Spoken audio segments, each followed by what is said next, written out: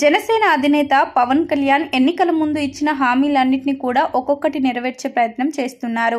ఇక ఈయనని నమ్మి పిఠాపురం ప్రజలు అత్యధిక భారీ మెజార్టీతో తనని గెలిపించారు. అయితే ప్రజలకు ఇచ్చిన మాట ప్రకారం పవన్ కళ్యాణ్ అధికారంలోకి రాగానే పిఠాపురం ప్రజల తలరాత పూర్తిగా మార్చేస్తానని చెప్పారు. ఇప్పటికే పవన్ కళ్యాణ్ పిఠాపురంలో తనకంటూ ఇల్లు నిర్మించడం కోసం స్థలం కొనుగోలు చేయడంతో అక్కడ భూముల ధరలకు భారీ స్థాయిలో రెక్కలు వచ్చాయని చెప్పాలి.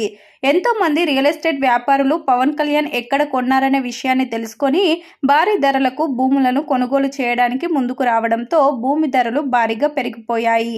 ఇకపోతే తాజాగా పిఠాపురం విషయంలో mega power star Ram Charan Tej ఉపాసన సంచలన నిర్ణయం తీసుకున్నారంటూ చిరంజీవి అండ్ పవన్ కళ్యాణ్ సేవా సమితి జాతీయ అధ్యక్షుడు రావణం స్వామి నాయుడు ఓ కార్యక్రమంలో మాట్లాడుతూ పలు ఆసక్తికరమైన విషయాలను వెల్లడించారు.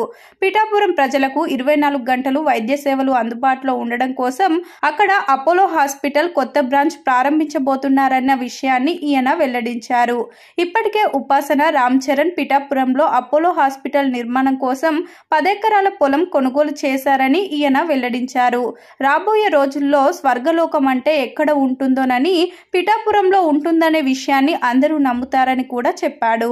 ప్రస్తుతం ఈయన చేసిన ఈ కామెంట్లు సోషల్ మీడియాలో వైరల్ అవుతున్నాయి. ఇకపోతే చిరంజీవి నటిస్తున్న Vishwambhara cinema pre release event కూడా పిఠాపురంలోనే ఉండబోతుందన్న విషయం వైరల్ గా మారడంతో నెటిజన్స్ వివిధ రకాలుగా స్పందిస్తూ కామెంట్లు చేస్తున్నారు.